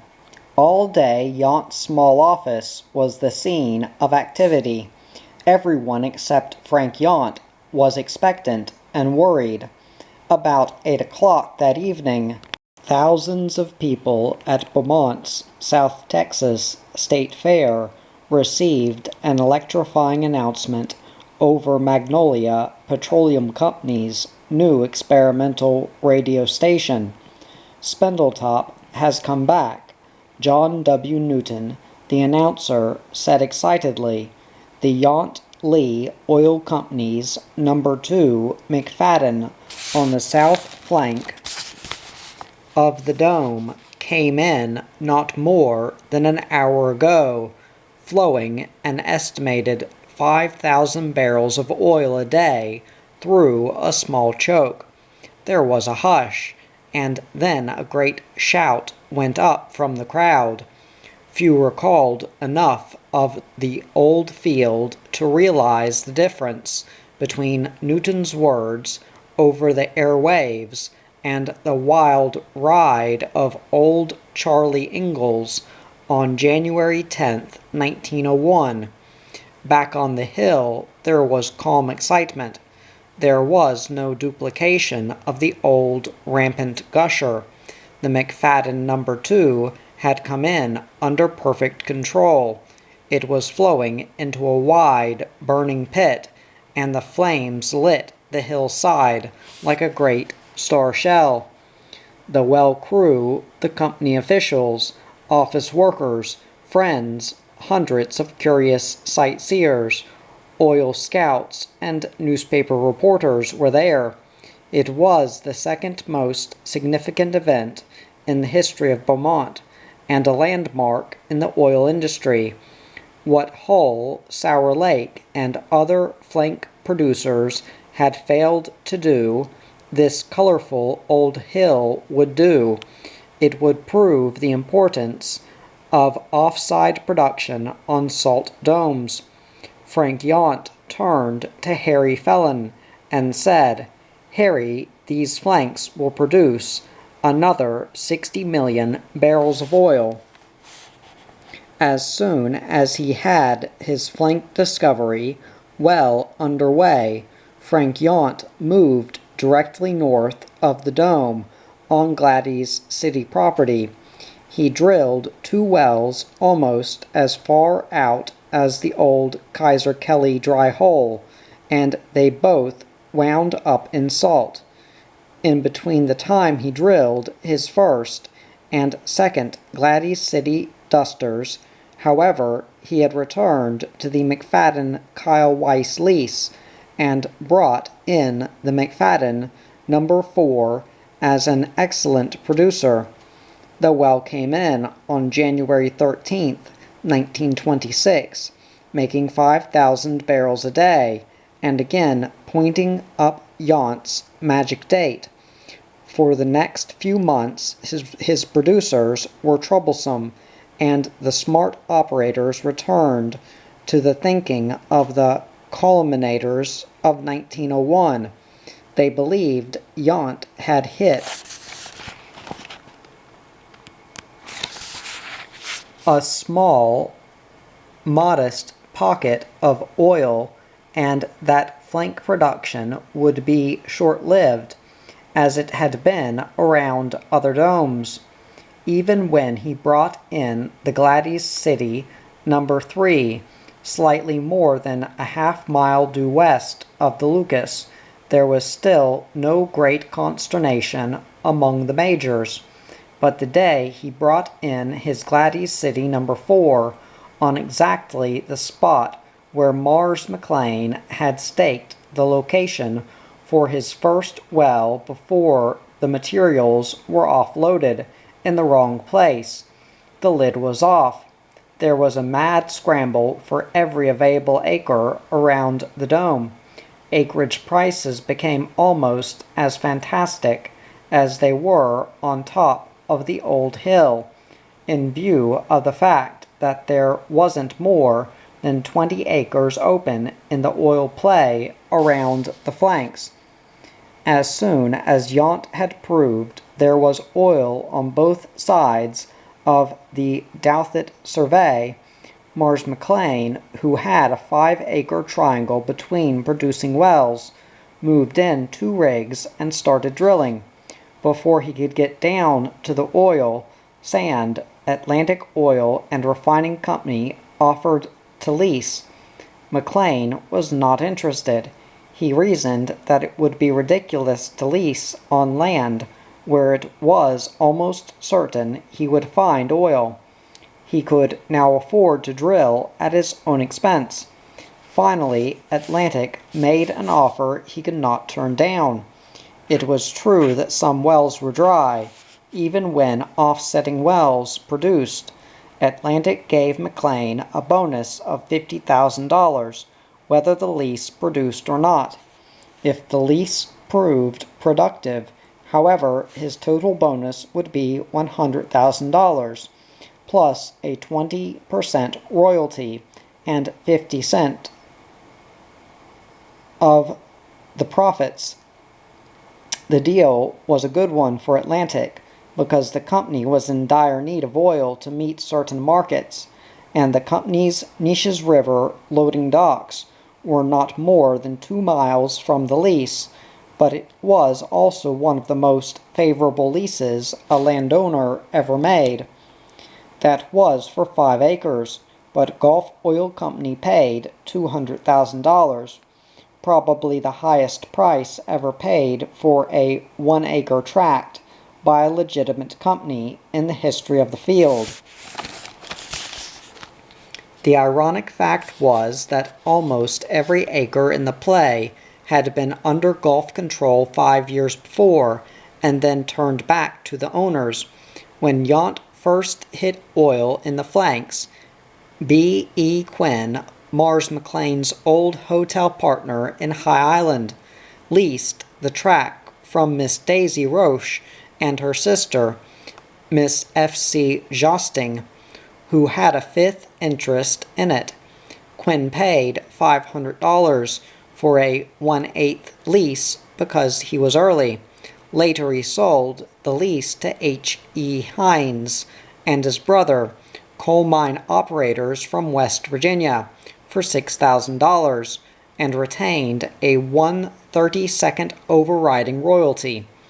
Hines Brothers drilled 1 small well and then sold the lease to Gulf for $140,000 cash and $60,000 in oil.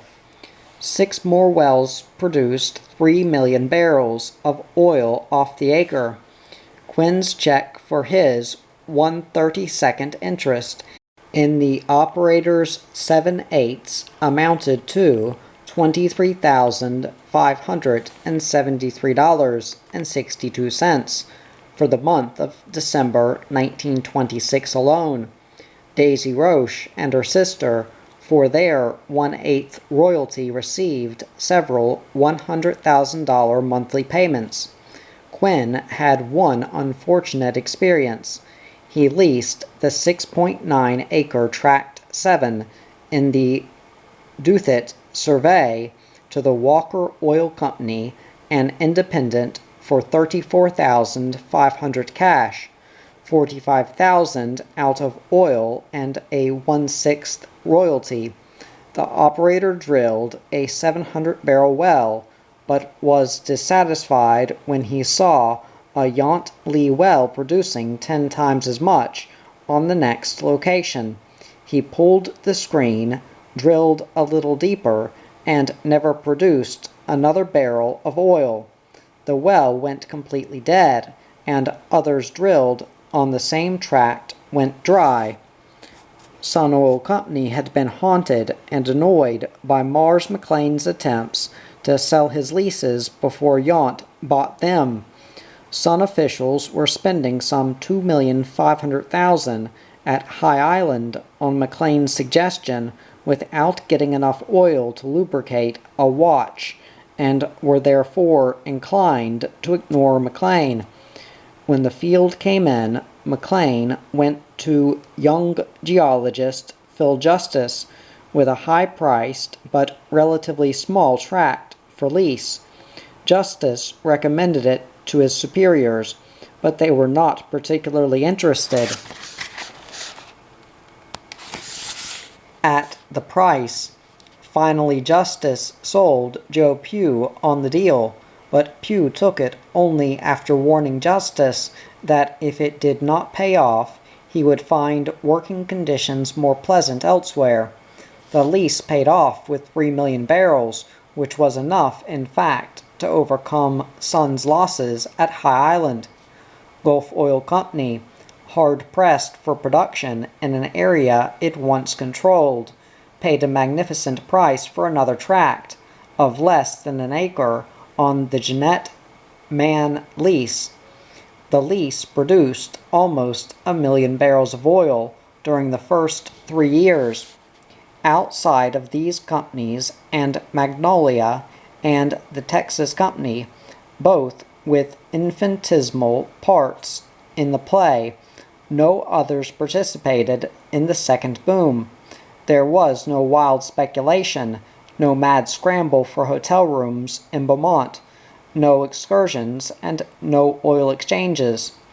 W.P.H. McFadden formed the Highland Oil Company from a small tract he found open on his land, but its one test was dry.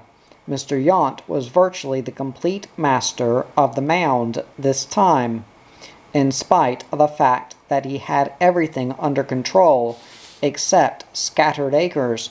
He drilled wells practically as close together as they were drilled in the Hog Swain, Yellow Pine, or Keith Ward tracts in the oil field. Yount believed it would take a lot of wells to get all of the oil. Furthermore, he believed that one tract might drain another, so he offset everything that threatened his production. The fact is that he found multiple producing sands in the field. One well might produce from 2,500 feet, and the one next to it produced from 4,000 feet. He said that the sands were broken up and unrelated in most instances. He found more than a dozen good-paying horizons of production in the field.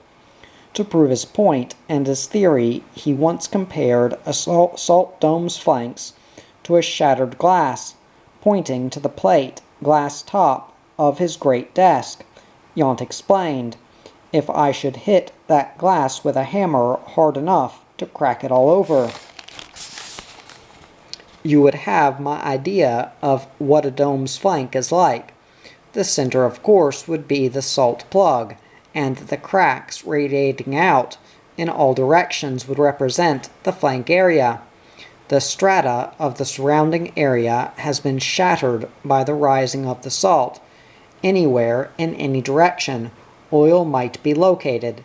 The irregularity of the breakage accounts for oil being found in certain places, and being drained off under a tract a few feet away." The result of the Yount discovery was one of the most prolific productions of oil in the country since the first Spindletop boom. Yount's company produced well over 50 million barrels of oil in the first 5 years, and others produced some 9 million barrels.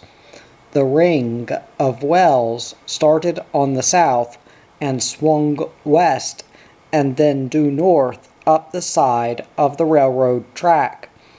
Within a few months, the scenes of the old hill were almost duplicated as far as oil drilling activity was concerned. The men in the field were more mature about their work. Fighting was not engaged in merely as an outlet for surplus energies, and there were no saloons or ladies on horseback filling up date books. The men had grown up with the industry. Now Spindletop was again sparking the imagination of the wildcatters. Its example would soon result in greater discoveries. There was never a gusher in the field. Wells came in under complete control, except on occasions when unavoidable accidents occurred. The one resemblance to the old hill days was the row of eating shacks and bunk houses, steaming hot coffee and ice-cold drinks, substituted for the more invigorating menu of the old log cabin saloon. However, there was still hell on the hill. One morning about 3 o'clock, a well blew out with a terrific roar in the Rio Bravo area, 30 feet from the SP tracks. The wellhead assembly was blown high over the crown block, and a roaring column of gas immediately caught fire from a spark caused by a valve striking the steel derrick. The flames shot more than 300 feet, and within a few minutes the entire hill was menaced. Soon every man in the field realized the seriousness of the situation, shut down the other rigs, and joined in fighting the fire. There was no time to call an expert firefighter. For 15 hours men performed feats of heroism that are not uncommon in oil fields. Metal barricades were built, behind which roustabouts and roughnecks took hoses and played water on the geyser of liquid fire, while others sprayed the men with streams of water and mud from the slush pits. Their efforts were futile. Even the horsemen in the background occasionally ran, screaming for mud and water holes, with their oil-impregnated blue jeans and boots smoking. The Southern Pacific sent a high-pressure foamite car to the scene and was able to get it fairly close to the fire. Then hose lines were snaked into the area from 8 sides, and 82 well boilers were tied into them. At the given signal of a whistle from the SP engine, all of the steam pressure in the field was turned into the open 7-inch tower of Inferno. Simultaneously, the high-pressure car shot foamite into the well. The great blast was sufficient. It completely snuffed out the blaze, and the still blowing but unignited gas and oil was capped in a matter of minutes. When the fire, which could have destroyed the entire field, was extinguished, 2 giant steel derricks nearby were found to have been melted from the heat of the flames. One afternoon, the McFadden 29 blew completely out of control. 3,000 feet of heavy steel pipe shot out over the top of the derrick. As fortune would have it, the first lifeline in the field had been put on this particular well. At the first rumble, the derrick man, Lewis Saunders, jumped from his perch 100 feet above the ground and started sliding down. The derrick collapsed, however, before he made it, and he spent months in the hospital, fortunate to be alive. There were other casualties, but the only other serious one was Johnny Chance, one of Yount's drillers. Although he had taken cover in a tool house, a sudden change in the wind shifted a barrage of shale in the form of large slabs of slate in his direction. A large boulder smashed through the metal roof of the tool house and fractured his skull. In spite of his serious injury, however, he lived to drill many more wells for Yount and became a successful operator on his own. Probably one of the most unusual blowouts happened on the Gladys City No. 17 well, when disaster was narrowly averted by a most fortunate circumstance. The well was down 2,100 feet when it blew out suddenly and shot mud, shale, and rock over the derrick. The light on the gin pole extending from the top of the derrick was broken by flying rock and burst into flames. The fire shot down the electric light lines on all sides of the derrick, with 2 large tank batteries nearby. The danger was sensed immediately. A major explosion could not have been avoided had not a blast of mud from the hole sprayed the entire superstructure and extinguished the fire in less than a minute. Fortunately, the fire was out when the burst of gas came out seconds later. The terrific pressure caused the well to bridge over, and the blowout was killed. The force of the gas pressure, however, had driven large particles of shale into the metal sheaves in the crown block. Disaster drilled a duster in that blowout. The flank wells were among the most incredible ever found in the oil industry.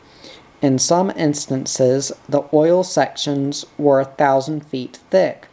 Several wells logged as many as 19 separate oil sands in a single hole. The McFadden No. 63 ran so long with a remarkable 1,800 barrel flow through a 1/4-inch choke that it wore out one side of a Christmas tree. The opposite side was opened, and the outlet there was virtually gone before the well fell off in production. One gauger in the field estimated that old No. 63 flowed 3 million barrels of oil in its lifetime. Millionaire that he was already, and getting richer by the hour, Frank Yount made his regular call at the field at 11 o'clock every morning in the first year or so of the new boom. The men would frequently see him, always in a white Panama hat in the summer, manning the chain tongs, or helping on a derrick floor in some other way. He was a hero, a genius, and a fabulous character to his men. He knew them all by name, and spoke to as many of them as he could get around to every day. The day after the big fire on the Rio Bravo tract, he had all of his field hands line up at the Wilson Supply Store for a pair of Wych Elk 18-inch boots, or a pair of dress boots of the finest quality, if they desired. No Yount man was ever without Wych Elk boots, the last word of roughneck sartorial perfection. Miles Frank Yount was a name that few knew in Beaumont before November 13, 1925. 2 years later, however, It was a name that was on the lips of every man in the now prosperous city of 50,000. No man ever stood higher in any community than Yount. He was an example for all men of wealth. His faith and determination and struggle had given Spindletop the revival it required to keep the old champion again in the eyes of the industry it created. Yount was a self-effacing man who seldom made public appearances, yet he and his company were represented in every civic enterprise and community charity in far greater measure than most others. No man ever left the Yount Lee Oil Company of his own accord, and few left at all. The company adopted a policy of paying the highest wages in the industry. Its veterans never retired. They simply had their heavy duties and responsibilities removed, and they stayed on the payroll to work when and if they chose to do so. By 1928, the company was operating in a dozen different areas. By 1931, it was one of the largest operators in the giant East Texas field. Also, it had succeeded in solving the mystery of High Island after taking from Mars McLean the leases that Sun had given up. Yount's success was so phenomenal there that McLean's royalty checks ran around $75,000 a month for several years. Hackberry, one of Patillo Higgins' old prospects in Cameron Parish, and other Louisiana prospects were paying off big. Yount drilled 24 expensive dry holes there, and never gave up until he proved the field. He spent his money with faith and courage. McLean had complained that Sun, when the company dropped his leases at High Island, was walking off from a prospect totally untested, but he had no such complaint against Yount. Frank Yount never entered a field he didn't intend to test, and he never entered one where he didn't expect to find oil. He was until Michael Halbouty came along, his own geological, geophysical, and engineering department, and his uncanny success led some to believe that he was using some kind of wiggle stick or doodle bug. He is the only operator oil men can recall who discovered oil in every single wildcat area he entered. But in addition to being an oil man, Yount was a man of extraordinary culture and refinement. His free hours were spent in reading and study. He was a connoisseur of the arts and a collector of note. He loved and appreciated music, and he was an authority on literature. Yet his retiring nature kept him from making a display of his vast store of knowledge. When Ignaz Jan Paderewski, the great pianist, went to Beaumont, he told Yount he wanted to see one of his Spindletop gushers. Instead, he arranged with Johnny Hatcher for a gusher. A 4-inch connection was rigged up on the wellhead. Alton Prentice, a Yount driller, was given his instructions. As the Yount car came into view, a derrick man on the northmost outpost of the field relayed a signal to Prentice. The gusher was turned on, and Paderewski marveled. "Frank," he said, as he listened to the steady roar of the spouting oil, "I think this is the kind of music I like best." Yount was a kindly, generous, useful man. His courtesy even to the office workers, the building janitors, and the Negro shoeshine and elevator boys was legendary.